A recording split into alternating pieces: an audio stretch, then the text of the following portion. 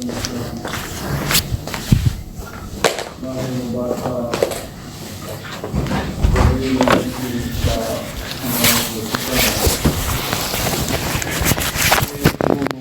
مہینہ ہے جس میں ہمارے آقا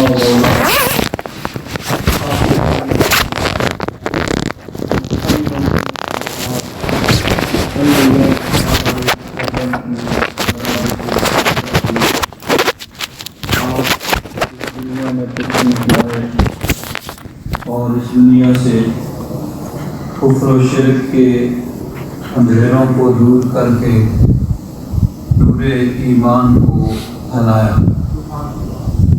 اس مناسبت سے خاص طور پر اس مہینے میں نبی کریم صلی اللہ علیہ وسلم کی ولادت شریفہ کے واقعات، آپ کے بچپن شریف کے واقعات، آپ کی سیرت، آپ کی صورت، اس کو بیان کیا جاتا ہے اور اپنے ایمانوں کو جلا بخشی جاتی ہے اور اپنے آپ اپنی صورت اور سیرت کو اپنے آقا کی صورت اور سیرت کے مطابق ڈھالنے کی تلقین کی جاتی ہے اور کوشش کی جاتی ہے۔ تو اس مناسبت سے انشاءاللہ آج اور آئندہ جمعوں میں اس موضوع پہ آپ حضرات کے سامنے عرض کیا جائے گا۔ آج جو آیہ مبارکہ میں نے آپ حضرات کے سامنے تلاوت کی ہے، سورہ النور کی ایک آیہ مبارکہ کا ایک حصہ تلاوت کرنے کا میں نے شرف حاصل کیا ہے۔ اللہ تبارک و تعالیٰ ارشاد فرماتا ہے: اللہ نور السماوات والارض، اللہ نور ہے آسمانوں اور زمین کا۔ مثل نوری کمشکات فیہا مصباح، اس کے نور کی مثال ایسے ہے جیسے ایک مشکات چراغ دان ہو جس کے اندر چراغ ہو۔ المصباح فی زجاجہ، اور وہ چراغ زجاجہ میں فانوس میں ہے۔ مفسرین کرام فرماتے ہیں، حضرت کعب احبار حضرت سعید بن جبیر فرماتے ہیں: المراد بالنور الثانی ہنا محمد صلی اللہ علیہ وسلم، یہاں دو دفعہ نور کا ذکر آیا۔ پہلے فرمایا اللہ نور السماوات والارض، اللہ نور ہے آسمانوں اور زمین کا۔ مثل نور ہی، اس کے نور کی مثال دوبارہ پھر فرمایا تو فرماتے ہیں المراد بالنور الثانی، یہاں جو دوسری دفعہ نور کا ذکر آیا اس سے مراد یہاں پہ محمد صلی اللہ علیہ وسلم، اس سے مراد نبی کریم صلی اللہ علیہ وسلم ہے۔ وقوله تعالی مثل نورہ اے نور محمد صلی اللہ علیہ وسلم، تو فرماتے ہیں جو اللہ تعالیٰ نے فرمایا نا مثل نور ہی، تو اس سے مراد مثل نور محمد صلی اللہ علیہ وسلم، یعنی حضور کے نور کی مثال بیان کی جا رہی ہے۔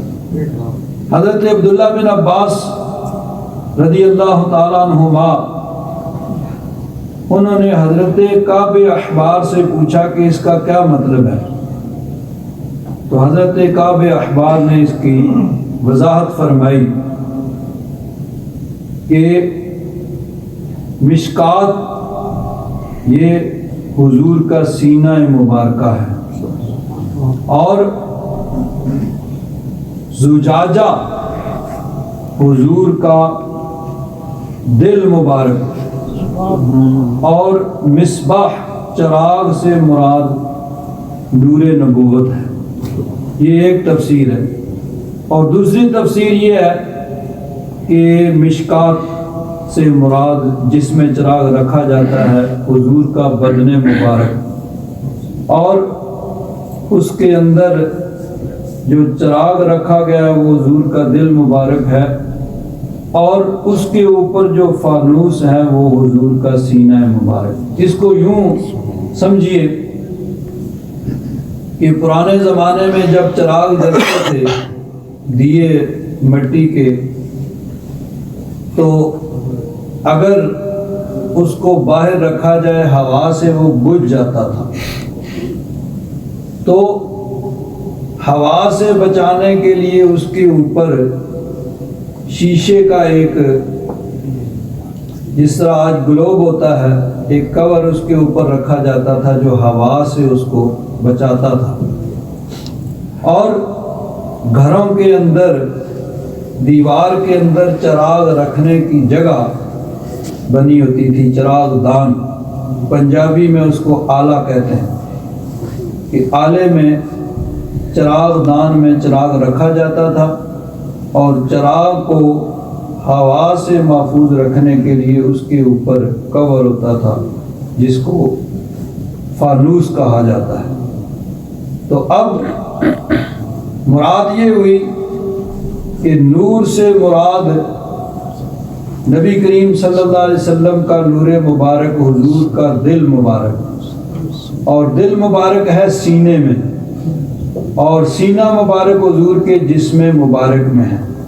اعلیٰ حضرت فاضل بریلوی رضی اللہ تعالیٰ عنہ اسی تفسیر کو اپنے مشہور قصیدہ نوریہ کے اندر بیان فرماتے ہیں۔ قصیدہ نوریہ اعلیٰ حضرت کا بڑا مشہور ہے۔ اعلیٰ حضرت فرماتے ہیں، صبح طیبہ میں ہوئی بٹتا ہے باڑا نور کا،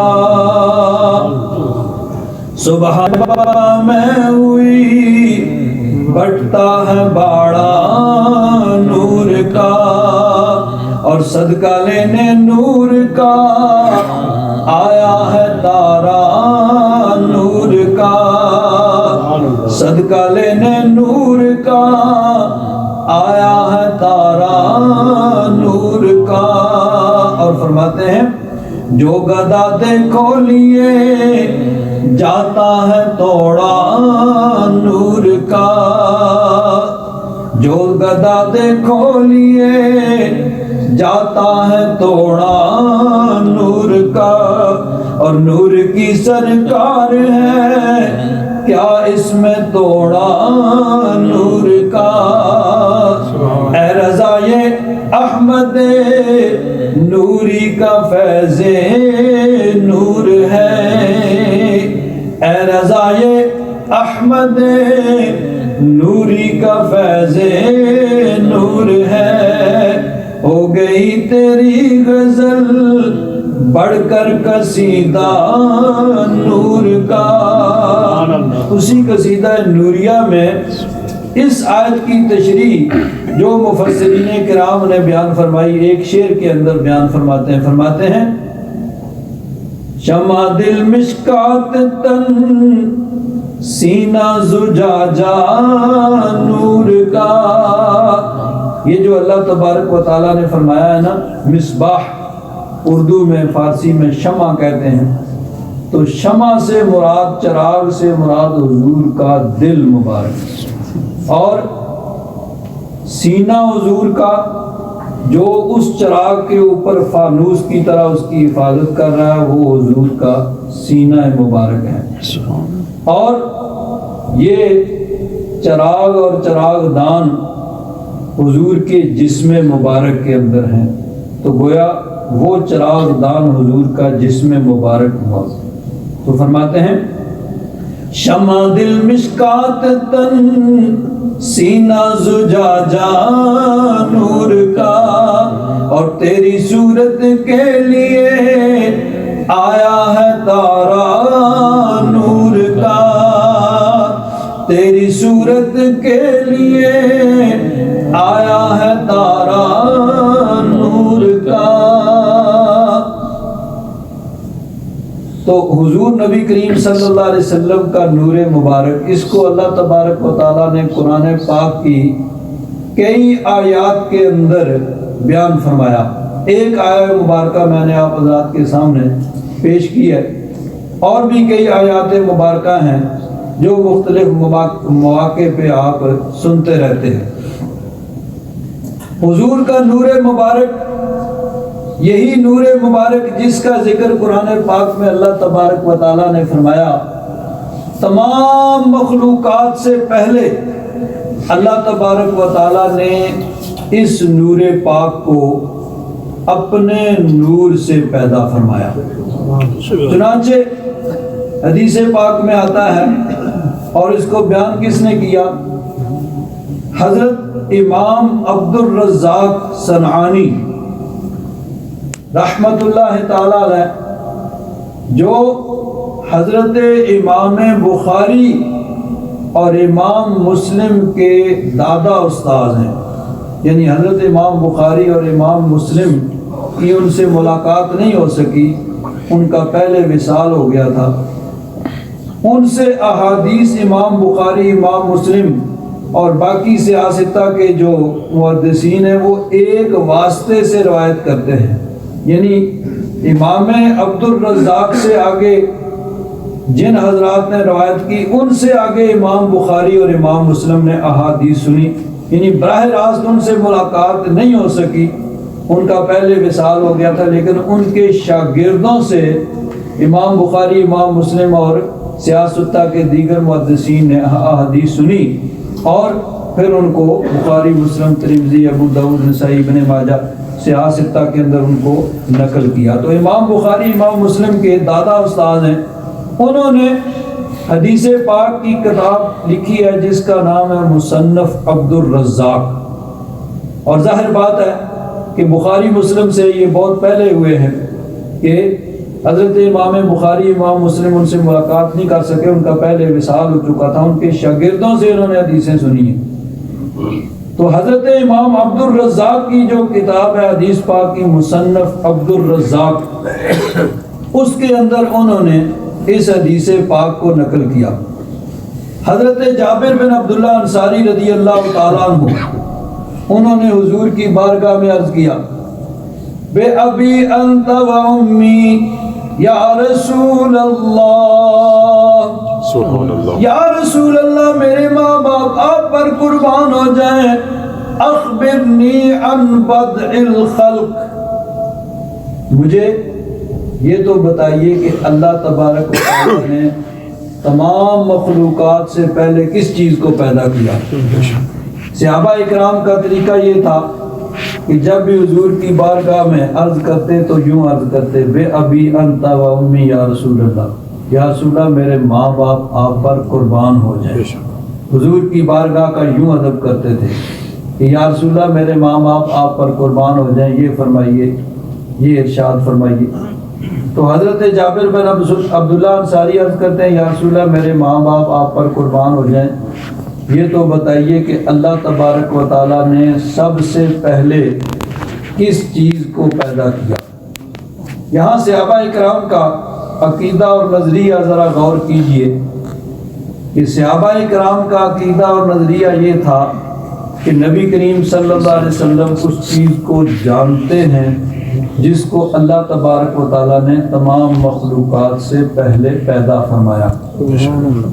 حالانکہ وہ یہ جانتے تھے کہ حضور نبی کریم صلی اللہ علیہ وسلم کی ابھی ولادت مکہ شریف میں ہوئی ہے، اور مکہ شریف سے ہجرت کر کے حضور مدینہ منورہ تشریف لائے، لیکن ان کا یہ عقیدہ اور نظریہ تھا کہ اللہ تبارک و تعالیٰ نے کل شے کا علم اپنے محبوب کو عطا فرمایا ہے، اور ما کان و ما یکون، جو ہو چکا اور جو ہونے والا ہے، تمام علوم اللہ تبارک و تعالیٰ نے اپنے محبوب کو عطا فرما دی۔ سبحان اللہ، ورنہ وہ یہ سوال ہی نہ کرتے کہ ان کو کیا پتا، یہ تو ابھی مکہ میں پیدا ہوئے ہیں، وہاں سے ہجرت کر کے مدینہ شریف آئے ہیں، تو سب سے پہلے کون سی چیز پیدا کی گئی؟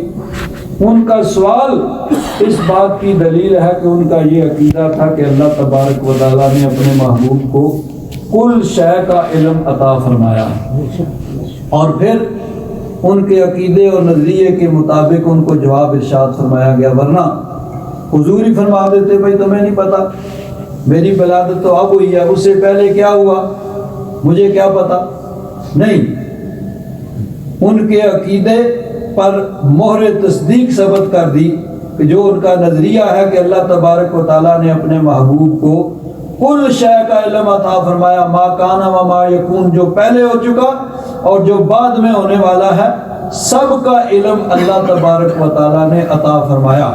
اور یہ صرف یعنی اسی سے استدلال نہیں ہے، بخاری شریف اور مسلم شریف کے حدیث پاک ہے، حضرت فاروق اعظم اور دیگر صحابہ کرام راوی ہیں، فرماتے ہیں نبی کریم صلی اللہ علیہ وسلم نے ایک ہی دن ایک ہی مجلس میں سب کچھ بیان فرما دیا۔ فرماتے ہیں صبح کی نماز پڑھائی تو نماز کے بعد حضور ممبر پر تشریف فرما ہو گئے اور بیان فرمانا شروع کر دیا۔ ظہر تک حضور بیان فرماتے رہے، ظہر کا ٹائم ہوا، ظہر کی اذان ہوئی، ظہر کی نماز پڑھائی، پھر بیان فرمانا شروع کر دیا، عصر تک بیان فرماتے رہے۔ عصر کا ٹائم ہوا، عصر کی نماز پڑھی، پھر بیان فرمانا شروع کر دیا ممبر پہ، مغرب تک، یعنی صبح سے لے کر مغرب تک حضور بیان فرماتے رہے۔ سبحان اللہ۔ درمیان میں ظہر اور عصر کا وقفہ، اب کیا بیان فرمایا؟ ما کان و ما سیکون، جو پہلے ہو چکا وہ بھی بیان فرما دیا، اور جو آئندہ ہونے والا ہے وہ بھی حضور نے بیان فرما دیا۔ بے شک۔ حتی دخل اہل الجنت منازلہم وَأَهْلُ النَّارِ مَنَازِلَهُمْ، جنتی جنت میں چلے جائیں گے، جہنمی جہنم میں چلے جائیں گے۔ یعنی پہلے ہو سکتا ہے کچھ اہل ایمان اپنے گناہوں کی وجہ سے جہنم میں چلے جائیں، پھر بالآخر جن کے دل میں ایمان ہوگا چاہے وہ کتنے ہی گناہ گار ہوں، بالآخر وہ جہنم سے ڈال کر جنت کے اندر پہنچا دیے جائیں گے۔ تو یہ یہاں تک کہ جب جنتی جنت میں ہوں گے، جہنمی جہنم میں ہوں گے۔ حتی دخل اہل الجنت منازلہم وَأَهْلُ النَّارِ منازلہم، جنتی جنت میں پہنچ جائیں گے، جہنمی جہنم میں پہنچ جائیں گے۔ اس وقت تک جو کچھ ہونا ہے نبی کریم صلی اللہ علیہ وسلم نے ایک ہی مجلس میں سب کچھ بیان فرما دیا۔ فَحَفِظَ ذَلِكَ مَنْ حَفِظَهُ وَنَسِيَهُ مَنْ نَسِيَهُ، ہاں آگے جس کو جو یاد رہا، جو بھول گیا وہ بھول گیا۔ نبی کریم صلی اللہ علیہ وسلم نے اس ایک مجلس میں سب کچھ بیان فرما دیا۔ بلکہ بعض صحابہ کرام فرماتے ہیں کہ بعض اوقات بعد میں کوئی واقعہ رونما ہوتا تو اس واقعہ کو دیکھ کر ہمیں یاد آ جاتا کہ ہاں یہ تو حضور نے اپنے اس خطبہ کے اندر بیان فرما دیا تھا کہ ایسے ہوگا، یعنی ہم اس چیز کو بھول چکے ہوتے ہیں۔ جیسے کوئی انسان بہت دیر کے بعد اس سے ملاقات ہو، انسان اس کی شکل بھول جائے، پھر جب وہ انسان اس سے عرصہ کے بعد ملاقات ہو تو اپنے ذہن پہ زور دے کہ ہاں یہ فلاں آدمی ہے جس کو فلاں جگہ دیکھا تھا، فلاں جگہ اس سے ملاقات ہوئی تھی۔ تو اس طرح فرماتے ہیں کہ کوئی واقعہ ہوتا تو ہمیں یاد آ جاتا کہ یہ تو حضور نے اپنے اس خطبہ کے اندر بیان فرما دیا تھا، ہم اس کو بھول چکے تھے۔ تو اللہ تبارک و تعالیٰ نے اپنے محبوب کو کل شے کا ما کان و ما یکون کا علم عطا فرما دیا۔ چنانچہ حضور نبی کریم صلی اللہ علیہ وسلم نے ارشاد فرمایا، حضرت جابر بن عبداللہ انصاری عرض کرتے ہیں یا رسول اللہ یہ تو فرمائیے کہ اللہ تعالیٰ نے سب سے پہلے کس چیز کو پیدا کیا؟ تو حضرت جابر بن عبداللہ انصاری کے عرض کرنے پر نبی کریم صلی اللہ علیہ وسلم نے ارشاد فرمایا یا جابر ان اللہ تعالی خلق قبل الاشیاء نور نبیک من نورہ. سبحان اللہ. اے جابر اللہ تبارک و تعالی نے تمام اشیاء سے پہلے تیرے نبی کے نور کو اپنے نور سے پیدا فرمایا. سبحان اللہ. یا رسول اللہ اس وقت کچھ نہیں تھا. حضور نے ارشاد فرمایا وَلَمْ يَكُنْ فِي ذَلِكَ الْوَقْتِ لَوْحٌ وَلَا قَلَمٌ وَلَا شَجَرٌ وَلَا حَجَرٌ. یا رسول اللہ اس وقت کچھ نہیں تھا؟ فرمایا نہیں، اس وقت نہ لوح و قلم تھے، نہ شجر و حجر تھے، نہ جنت دوزخ، نہ عرش و کرسی، کچھ بھی نہیں تھا. ایک رب العالمین تھا اور اس رب العالمین نے اپنے نور کے فیض سے نبی کے نور کو پیدا کیا. عارف کھڑی حضرت سرکار میاں صاحب رحمت اللہ تعالیٰ علیہ اس حدیث کا ترجمہ کرتے ہیں. فرماتے ہیں نور محمد روشن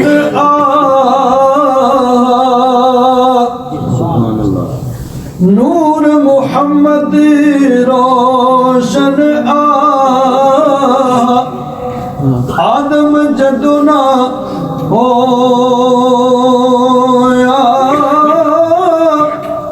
اول و آخر دوہے پاسے او مل کلو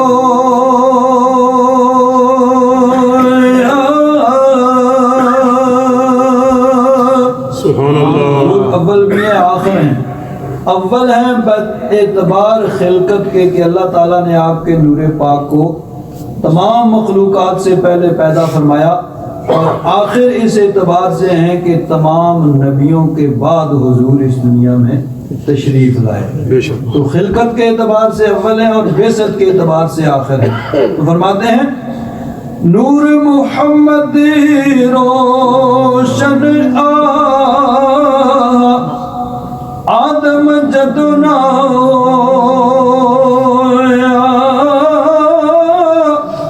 اول و آخر دوہے پاس او ملی کلو.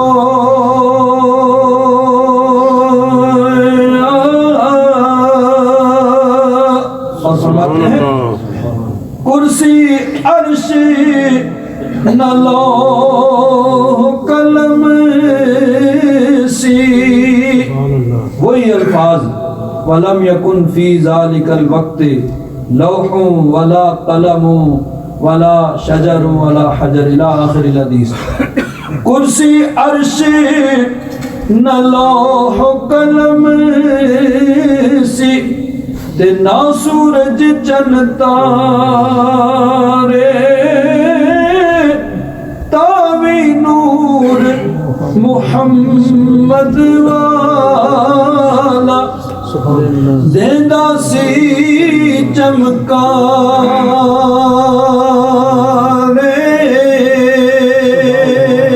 سبحان اللہ. سب سے پہلے اللہ تبارک و تعالیٰ نے اپنے پیارے محبوب کے نور پاک کو پیدا کیا، جس کو قرآن پاک کی کئی آیات میں بیان فرمایا. ایک آیت میں نے آپ حضرات کے سامنے پڑھی اور یہی نور پاک پھر مجسم ہو کے 12 ربیع الاول شریف کی صبح کو مکہ مکرمہ میں حضرت آمنہ کی گود میں تشریف لایا.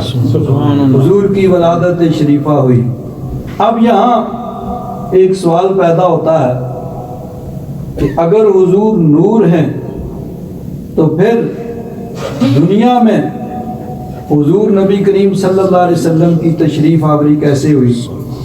تو حضور حقیقت کے اعتبار سے نور ہے، جس نور کو اللہ تعالیٰ نے سب سے پہلے پیدا فرمایا لیکن دنیا میں حضور مکمل بشر بن کے تشریف لائے. سبحان اللہ. بے شک. یہ یاد رکھیں، اہل سنت و جماعت کا نقطہ نظر یہی ہے کہ حضور نور ہیں لیکن دنیا میں بشر بن کے تشریف لائے. بے شک. اور اگر کوئی کہتا ہے کہ سنی حضور کی بشریت کے منکر ہیں، حضور کو بشر نہیں مانتے، تو اس نے اہل سنت و جماعت کے عقائد و نظریات کو پڑھا ہی نہیں ہے. اعلیٰ حضرت فاضل بریلوی رضی اللہ تعالیٰ عنہ جو تاجدار اہل سنت ہیں اور جنہوں نے اس ماضی قریب میں اہل سنت و جماعت کے عقائد و نظریات کی تشریح فرمائی ہے، اور جو کچھ اعلیٰ حضرت نے فرمایا ہے وہی اہل سنت و جماعت کے عقائد و نظریات ہیں. اگر کوئی اور اس کے خلاف کہتا ہے تو وہ اہل سنت کے خلاف کہہ رہا ہے. اہل سنت و جماعت نے جو اعلیٰ حضرت فاضل بریلوی رضی اللہ تعالیٰ عنہ نے عقائد بیان فرمائے ہیں وہی اہل سنت و جماعت کے عقائد ہیں. اور اعلیٰ حضرت فاضل بریلوی رضی اللہ تعالیٰ عنہ فرماتے ہیں کہ جو مطلقاً حضور کی بشریت کا منکر ہے وہ کافر ہے. جب اعلیٰ حضرت یہ فرما رہے ہیں تو اب کسی اور کے بات کی کیا حیثیت یا کوئی کیا الزام دے سکتا ہے؟ تو حضور اس دنیا میں بشر بن کے تشریف لائے، اس میں کوئی شک شبہ نہیں ہے. بے شک. لیکن حضور بشر بن کے تشریف لائے، حضور سید البشر ہیں. بے شک. حضور تمام بشروں کے سردار ہیں. حضور اس دنیا میں بشر بن کے تشریف لائے لیکن بے مثل بشر ہیں. حضور جیسا بشر کوئی دنیا میں نہیں ہے. بے شک. اب یہاں یہ بھی سوال پیدا ہو سکتا ہے کہ کیا کوئی بشر، کوئی نور بشر بن کے آ سکتا ہے؟ تو ہاں بالکل. نور جب اللہ تبارک و تعالیٰ چاہتا ہے تو بشر بن کے آتا ہے، اور جب بشر بن کے آتا ہے تو پھر تمام بشری عوارض طاری بھی ہوتے ہیں. مثلا حضور بشر بن کے تشریف لائے تو انسان کے خواص میں ہے کہ انسان کو بھوک لگتی ہے، پیاس لگتی ہے، تھکاوٹ ہوتی ہے، نیند آتی ہے، کوئی زخم لگے خون بہتا ہے. تو یہ ساری چیزیں انسان کو پریشانی بھی آتی ہے، بیماری بھی آتی ہے، یہ سب بشری عوارض ہیں. تو جب بشر بن کے تشریف لائے تو پھر بشری عوارض کا طاری ہونا بھی فطری بات ہے. میں آپ کو ایک مثال بیان کرتا ہوں. مسلم شریف کے اندر حدیث پاک ہے، اللہ تعالیٰ نے حضرت ملک الموت کو بھیجا کہ جاؤ حضرت موسیٰ علیہ السلام کے پاس ان کی روح قبض کر کے لاؤ. حضرت موسیٰ علیہ السلام کے پاس حضرت ملک الموت آتے ہیں. حضرت موسیٰ علیہ السلام نے پوچھا بھئی کیا کرنے لگے ہو؟ عرض کیا جی کیا کرنا ہے، جو میرا کام ہے وہ کرنے لگا. اللہ تعالیٰ نے میری ڈیوٹی لگائی ہوئی ہے تو آپ کی جان نکالنے لگا. حضرت موسیٰ علیہ السلام جلال والے پیغمبر تھے. ملک الموت کو ایک تھپڑ رسید کیا. حدیث پاک میں آتا ہے کہ ان کی آنکھ نکل گئی، ایسا تھپڑ جلال والا لگا. حضرت ملک الموت اللہ تعالیٰ کی بارگاہ میں حاضر ہوئے، عرض کیا یا رب ذوالجلال ایسے آدمی کے پاس بھیجا جو مرنا ہی نہیں چاہتا. اللہ تبارک و تعالیٰ نے فرمایا کہ دیکھو وہ عام انسان نہیں ہے، میرے کریم ہے، تمہیں ان کی بارگاہ کا ادب کرنا چاہیے تھا، پہلے ان سے اجازت لینی چاہیے تھی. تم ایسے ہی جان نکال رہے جیسے کوئی عام انسان اس کی. تو اللہ تعالیٰ نے ان کی آنکھ کو درست کیا، فرمایا اچھا آپ پھر جاؤ. یا رب ذوالجلال اسی کے پاس پھر جاؤں؟ فرمایا ہاں. پھر موسیٰ علیہ السلام کے پاس جاؤ اور ایک بیل لے جاؤ. حضرت موسیٰ علیہ السلام سے عرض کرو کہ اللہ تبارک و تعالیٰ نے فرمایا ہے کہ اگر آپ دنیا میں رہنا چاہتے ہیں تو اس بیل کے اوپر ہاتھ رکھیں، جتنے بال آپ کے ہاتھ کے نیچے آئیں گے اتنے سال آپ کی عمر بڑھا دی جائے گی. حضرت ملک الموت پھر حاضر ہوتے ہیں، دور ہی کھڑے ہو کے سلام عرض کرتے ہیں. کہ اللہ کے پیارے کریم اللہ تبارک و تعالیٰ نے بھیجا ہے اور یہ پیغام دیا ہے کہ اگر آپ زندہ رہنا چاہتے ہیں تو اس بیل کی پشت پہ ہاتھ رکھیں، جتنے بال آپ کے ہاتھ کے نیچے آ جائیں گے اتنے سال آپ کی عمر بڑھا دی جائے گی۔ حضرت موسیٰ علیہ السلام نے فرمایا اچھا پھر کیا ہوگا؟ اگر ہاتھ رکھتے تو ہاتھ کے نیچے سینکڑوں نہیں ہزاروں بال آ جاتے، ہزاروں سال عمر بڑھ جاتی۔ حضرت موسیٰ علیہ السلام نے پوچھا پھر کیا ہوگا؟ عرض کیا حضور پھر موت تو آخر آنی ہے، کل نفس ذائقۃ الموت، ہزاروں سال بھی زندہ رہیں گے تو موت تو پھر بھی آئے گی۔ تو حضرت موسیٰ علیہ السلام نے فرمایا کہ اگر پھر بھی موت ہی آنی ہے تو ابھی روح قبض کرو۔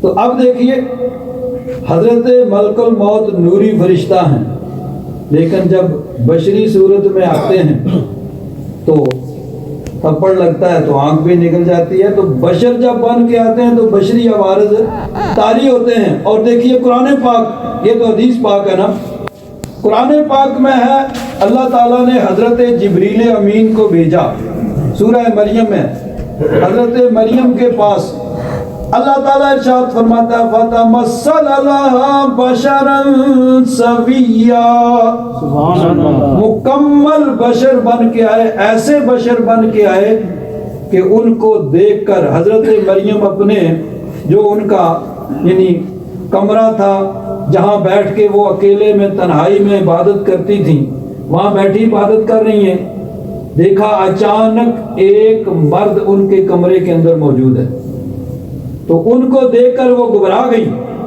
اللہ تعالیٰ ارشاد فرماتا ہے فَتَمَثَّلَ لَهَا بَشَرًا سَوِيًّا قَالَتْ إِنِّي أَعُوذُ بِالرَّحْمَنِ مِنْكَ إِن كُنْتَ تَقِيًّا۔ سبحان اللہ۔ حضرت مریم گھبرا گئی اور ان سے کہا کہ اگر تو کوئی نیک متقی پرہیزگار ہے، انسان ہے، تو میں تجھ سے اللہ کی پناہ مانگتی ہوں۔ یعنی ان کے خلوت خانہ کے ان کے تنہائی کے کمرے میں جہاں بیٹھ کے وہ عبادت کر رہی ہیں، اچانک کوئی مرد آ گیا تو انہوں نے کہا میں رب سے تیری پناہ مانگتی ہوں، ان کان تقیہ۔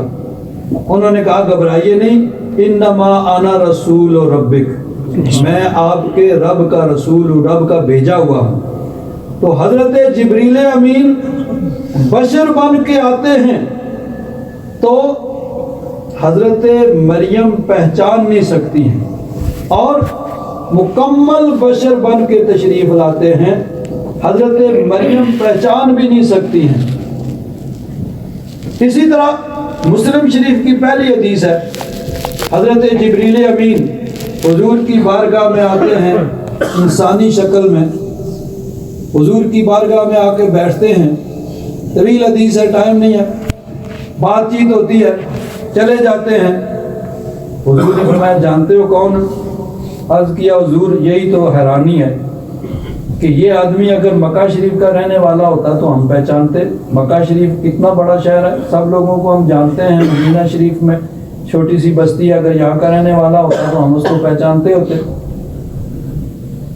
اور اگر مسافر ہے تو مسافر کے اوپر سفر کے آثار ہوتے ہیں اس زمانے میں، کپڑوں پہ گرد پڑی ہوئی ہے، داڑھی پہ سر پہ گرد پڑی ہوئی ہے، اور کپڑے ایسے سفید ہیں کہ ابھی پہن کے آئے ہیں اور کوئی پہچانتا نہیں ہے، یہاں کے ہوں تو ہم پہچانتے ہوں، اور اگر مسافر ہو تو سفر کا کوئی اثر ہو۔ حضرت نبی کریم صلی اللہ علیہ وسلم نے ارشاد فرمایا کہ یہ حضرت جبریل امین تھے، اتانی یعلمکم دینکم، یہ اس لیے آئے تھے کہ وہ سوال کرے میں جواب دوں اور تمہیں تمہارے دین کے بارے میں علم ہو جائے۔ تو حضرت جبریل امین اگر بشر بن کے آتے ہیں تو صحابہ کرام نہیں پہچان سکتے۔ حضرت جبریل امین حضرت مریم کے پاس فَتَمَثَّلَ لَهَا بَشَرًا سَوِيًّا پورے بشر بن کے آتے ہیں تو حضرت مریم نہیں پہچان سکتی ہیں۔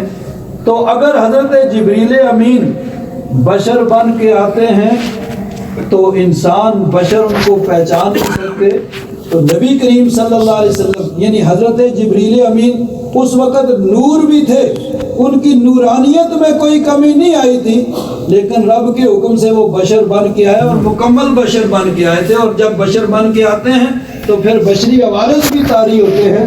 تو نبی کریم صلی اللہ علیہ وسلم بھی اگر اس دنیا میں بشر بن کے تشریف لائے تو حضور کی نورانیت میں کوئی فرق نہیں آیا.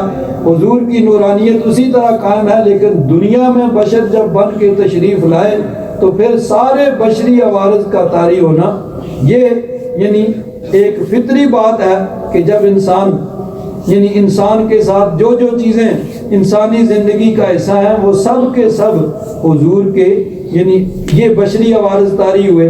بھوک لگنا، نیند آنا، تھکاوٹ کا ہونا اور پریشانی کا آنا، یہ ساری چیزیں بشری عوارض ہیں. تو جب نور بشر بن کے تشریف لاتا ہے تو یہ بشری عوارض سب کے سب طاری ہوتے ہیں. تو نبی کریم صلی اللہ علیہ وسلم کا نور پاک اللہ تبارک و تعالیٰ نے سب سے پہلے پیدا کیا، اور یہی نور پاک اس ماہ مبارکہ ربیع الاول شریف کی 12 ربیع الاول شریف کی اس مبارک صبح کو یہاں پہ بشر بن کے تشریف لائے، اس دنیا کو کفر و شرک سے پاک کر کے نور ایمان سے منور کرنے کے لیے اللہ کے محبوب تشریف لائے. اللہ تبارک و تعالیٰ اپنے پیارے محبوب کی سچی محبت ہم سب کو عطا فرمائے. آخر دعوانا الحمدللہ رب العالمین.